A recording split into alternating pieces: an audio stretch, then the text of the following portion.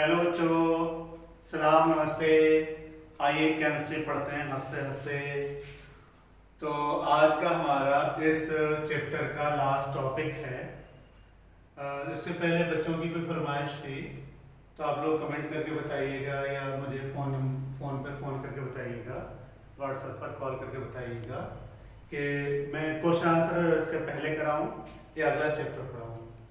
सारे question answer मैं करा दूंगा, क्योंकि क्वेश्चन आंसर से एक आइडिया ये डेवलप हो जाता है कि एग्जाम में सवाल कैसे पूछे जाएंगे। ठीक है, तो आज हम बात करने वाले हैं एसिड बेसिस का जो है लास्ट टॉपिक है प्लास्टर ऑफ पेरिस।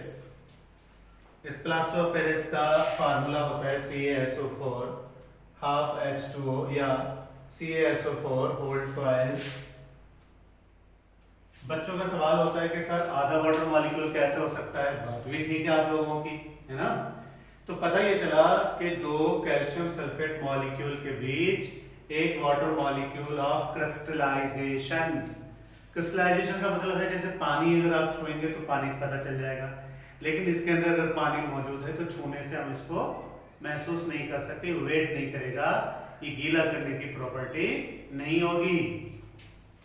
ओके याद रखिएगा, कई बार कैल्शियम नाम पूछ लेता है, वो केमिकल नेम पूछ लेता है।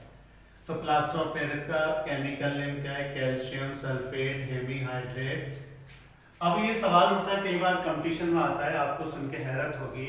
9th 10th की जो केमिस्ट्री फिजिक्स और बायोलॉजी है IAS के जीके में मौजूद रहती है। अब आपको सुन के हैरत होगी कि ऑफिसर्स के अंदर साइंटिफिक टेम्परामेंट लाने के लिए कई सवाल साइंस के होते हैं। तो ये प्लास्टर ऑफ पेरिस नाम क्यों पड़ा? आपको सुन के हैरत होगी। इंडिया में या पूरी दुनिया में 1850 में जोसेफ एडॉप्सन ने पहली बार सीमेंट बनाने की कोशिश की थी, जिसको हमने नाम दिया था पोर्टलैंड सीमेंट। तो उससे पहले क्या होता था लाइम या ब्रिक पाउडर, ईंट जो है उसको पीस के पाउडर बनाते थे, उसमें लाइम चूना यानी चूना मिलाते थे, तब बनाते थे बिल्डिंग। ठीक, बाद में पता चला कि सीमेंट आया तो सीमेंट का काम होने लगा। जितनी पुरानी बिल्डिंग्स हैं उनमें देखिएगा ब्रिक पाउडर और लाइम से उनको तैयार किया गया है।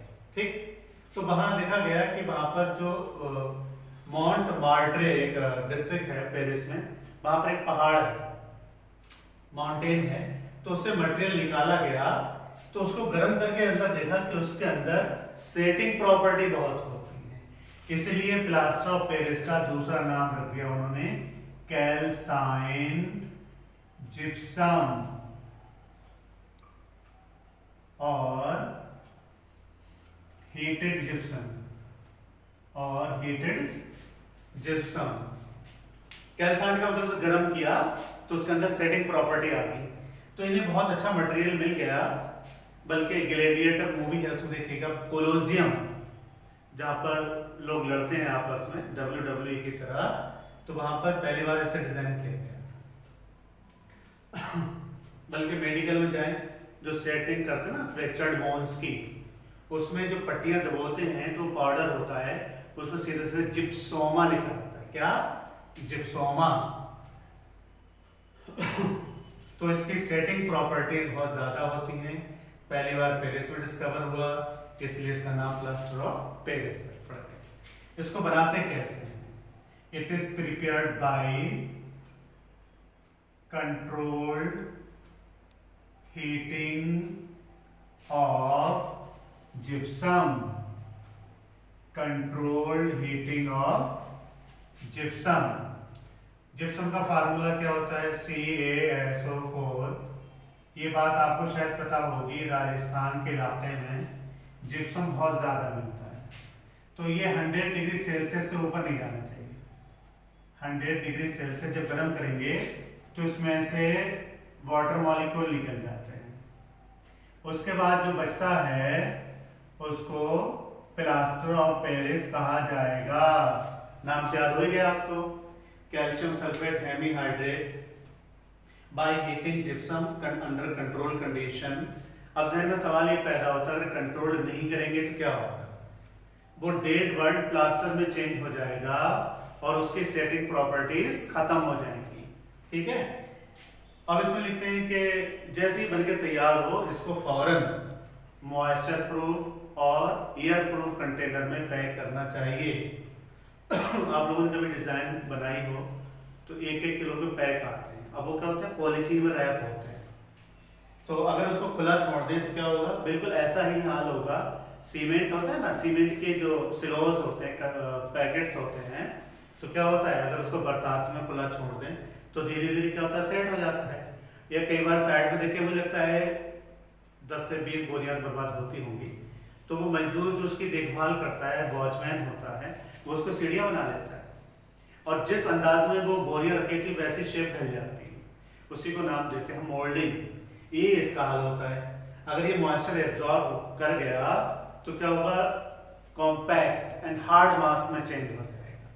तो एक लाइन लिख लीजिए, as soon as POP is ready, it should be stored in airtight container or moisture proof container, otherwise it will absorb moisture from the air, then it will be converted into compact and hard mass. Compact and hard mass which cannot be remolded again. उसको दोबारा से ढाला नहीं जा सकता, या यूं कहें उसकी सेटिंग प्रॉपर्टीज क्या होती हैं, खत्म हो जाती हैं। ठीक है, अब जरा इसकी प्रॉपर्टीज देख लेते हैं। Properties of POP, plaster of Paris की प्रॉपर्टीज क्या होती हैं। सबसे पहला, सबको पता है ये कैसा होता है, वाइट पाउडर होता है। लिख लिखा आता है एग्जाम में कई बार, इट इज वाइट प्रॉपर्टी है, properties of POP, it is white powder. और ये पानी भी क्या होता है, बहुत कम घुलता है। स्पेयरिंगली, धीरे धीरे, स्पेयरिंगली सॉल्युबल इन वाटर। मेरे बेटे का पैर टूट गया था, उस वक्त मैंने देखा ये कैसे काम करते हैं। आप लोगों के साथ कोई इंसिडेंट हो या मेडिकल डेथ हो तो वीडियो बनाइएगा और वॉच करने की कोशिश कीजिएगा, क्योंकि अगर आप लोगों में से कोई सिविल इंजीनियरिंग में जाता है या आर्किटेक्चर में जाता है तो वहाँ पर आज की ज़रूरत पड़ने वाली है। Sparingly soluble in water, high melting and boiling point, high melting and boiling point। लेकिन होता क्या है, मेल्टिंग पॉइंट पहुंचने से पहले क्या करेगा, ये डिकम्पोज हो जाएगा। ठीक है, अगला है it gets converted into gypsum by absorbing moisture। तो क्या होगा, CaSO4 हाफ, ये डॉट लगा के लिखते हैं जिससे पता चलता है कि ये इसके साथ शामिल तो है लेकिन इसके साथ बॉन्डेड नहीं है। तो ये क्या करेगा, मॉइस्चर को एब्सॉर्ब कर लेगा और दोबारा से ये जिप्सम में चेंज हो जाएगा, CaSO4.2H2। तो रिएक्शन विद वाटर क्या होगा, by absorbing moisture it will be converted into gypsum again। और खास बात क्या होगी, on heating, बल्कि हम इसको हेडिंग डाल के लिखते हैं, action of heat, action of heat. तो लिखिए, on heating it gets converted into dead burnt plaster, जिसके अंदर क्या होंगी, सेटिंग प्रॉपर्टीज नहीं होंगी। CaSO4, अगर हम इसको 100 डिग्री से ऊपर गर्म करते हैं, मोर देन 100 डिग्री सेल्सियस, तो इसमें से जो एक वाटर मॉलिक्यूल ऑफ क्रिस्टलाइजेशन है वो भी निकल जाएगा और ये हमारा बनेगा कैल्शियम सल्फेट, लेकिन फिलहाल इसका नाम होगा डे बर्न प्लास्टर। ठीक है, ये तो इसकी प्रॉपर्टीज हो गई। अब इसका जो इंपॉर्टेंट पार्ट है वो क्या है, यूजेस ऑफ पीओपी। पीओपी का इस्तेमाल सब जानते हैं, बताइए। पहला हम लोग समझ ही चुके हैं, तो यूजेस में क्या आएगा, setting of fractured bones, setting of fractured bones. और बोलो, अभी भी कुछ लोगों को फेवरेट होगा, जैसे मुझे मौका दिया जाए तो मैं चौक से ही लिखूं, क्योंकि इसमें जो स्मेल आती है वो मुझे खांसी पैदा करती है बार। तो अगला क्या होगा, बोलो, डस्ट लेस चौक, डस्ट लेस चौक्स। अगला क्या होगा, स्टैच्यूज, मूर्तियां जो बनाते हैं।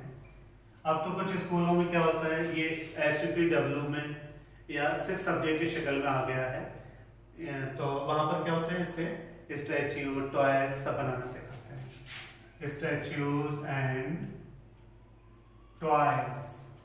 अगला जो है fire proof material, fire proof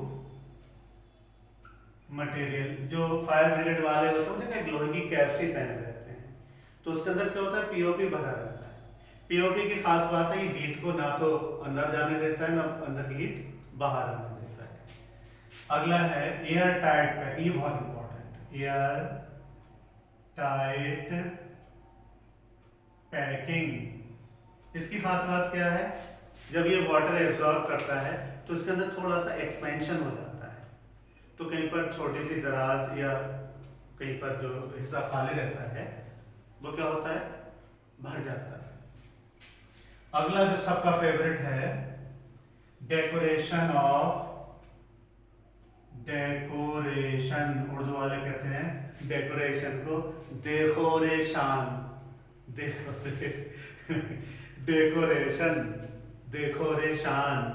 तो decoration of walls and ceiling, छत और दीवारों की खूबसूरती के लिए इस पर स्मूथ पेंट कर देते हैं। ठीक है बच्चों, तो याद रखिए, setting of fractured bones, dustless chalks, statues and toys, fire proof material, air tight packing, decoration of walls and ceiling. तो ये बच्चों हमारे प्लास्टर ऑफ पेरिस के बारे में था। कोई डाउट है तो नंबर मेरा दे के रखा है। चैनल को आगे बढ़ाइए, आपका चैनल है, मेरा कुछ नहीं। जितने बच्चे जुड़ेंगे उन्हें फ़ायदा होगा। और कैसा लगा ये कमेंट, तो आप बहुत अच्छे कमेंट आ रहे हैं बच्चों के। अभी एक शिकायत आ रही है, बच्चे कह रहे हैं कुछ रिफ्लेक्शन आ रहा है।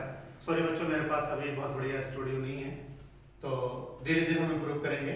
लेकिन फिलहाल अब हमारे पढ़ाने के उसमें कोई कमी या आवाज़ वगैरह कुछ हो रही हो आजकल थोड़ा सा प्रॉब्लम हो रही है, एक से ही प्रॉब्लम हो रही है, और मौसम थोड़ा सा ऐसा ही है, तो उलझन हो रही है, तो उसके लिए मैं कोई अच्छा नहीं लगता। लेकिन अब ज़ाहिर क्लास में खांस आगे रोक तो नहीं सकते, तो 1-2 दिन में ये भी ठीक हो जाएगा। अब हम बात करेंगे जो अगले, या तो अगला चैप्टर लेंगे, आप कमेंट करके बताइए अगला चैप्टर ले लें, पहला चैप्टर बना देते हैं, या इसके क्वेश्चन आंसर करना चाहेंगे। Thank you very much.